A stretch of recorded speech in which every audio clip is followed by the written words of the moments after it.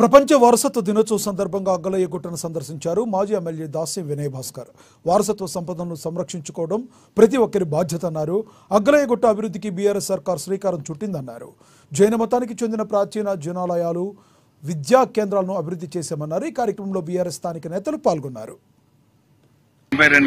తునిషియాలో వారసత్వ పరిరక్షణ కోసం అనేక దేశాల నుంచి వచ్చి ఒక సదస్సు నిర్వహించి మరి సంపదను పరిరక్షించాలని చెప్పి మరి అనేక దేశాలలో ఉన్నటువంటి ప్రతినిధులు సమావేశమై ఒక నిర్ణయం తీసుకోవడం జరిగింది.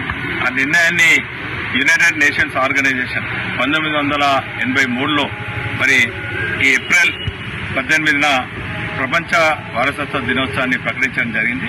ఆనాటి నుండి నేటి వరకు కూడా వారసత్వం ఉన్నటువంటి స్థలాలను పరిరక్షించాలని చెప్పి అనేక మంది ముందుకు రావడం జరిగింది.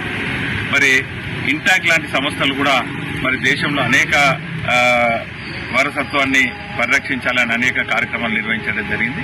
అందులో భాగంగా గత కొన్నేళ్ల నుంచి జైన్లో ఆరాధ దైవమైనటువంటి అగ్లేగుట్టలో మరి దీన్ని పరిరక్షించాలని చెప్పి అనేక సందర్భాలలో ఇక్కడ ఉన్నటువంటి వారసత్వాన్ని పరిరక్షించాలని అనేక మంది నిర్వాహకులు శ్రమ ఫలితం మరి తెలంగాణ రాష్ట్రం ఏర్పడిన